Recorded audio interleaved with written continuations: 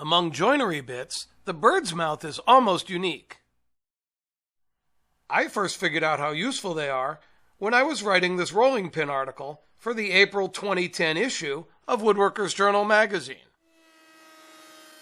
A single cut along just one edge can create a self-aligning joint in a number of different angles. For example, this particular bit is set up to cut 60 or 30-degree angles, allowing for fast and easy 6 or 12-sided constructions. So let's dive in and see how useful these bits can be. The angle between the two faces on any bird's mouth bit is always going to be 90 degrees. This creates the joint that the next piece butts into. The angle of that corner relative to the router table is what determines the angle of the joint being created.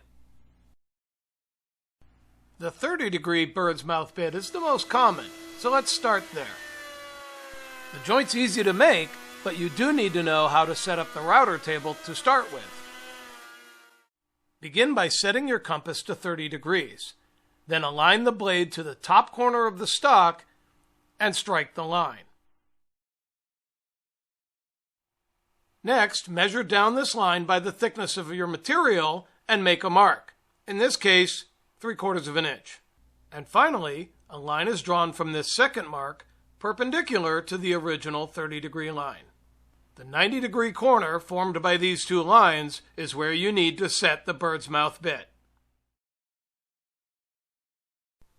Both the fence position and the height of the bit need to be adjusted until they match up with the layout. Try a test cut, then adjust as needed until you get the proper fit. If your layout and setup are careful, chances are you'll get it right the first shot.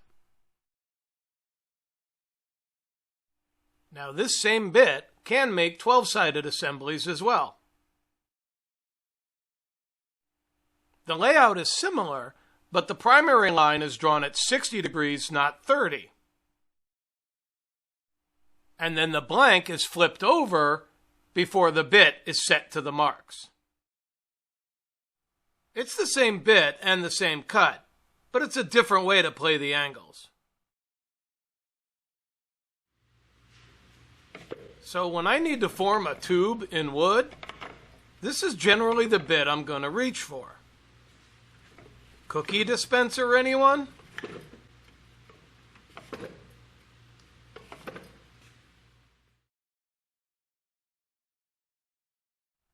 This bird's mouth bit, from my friends at Infinity Tools, creates 8-sided figures using a 45-degree angle.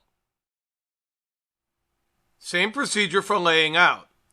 Create the primary line at 45 degrees, measure down by the thickness of the material, and create the perpendicular angle.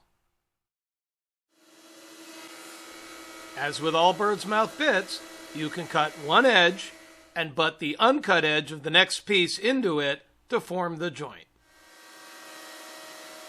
The size of your tube is determined by the width of the individual pieces you cut. But you're not actually limited to only cutting one edge or to making all of the parts the same width. So if we cut the 45-degree profile into both edges of the stock and use these to connect parts that have not been milled, you can start creating some pretty interesting assemblies, especially if the unmilled parts are of different lengths. I've used bird's mouth bits on a wide variety of projects over the years. They create strong, self-aligning joints quickly and easily with a minimum amount of setup. Your router bit cabinet really is not complete without a couple of these bits in it.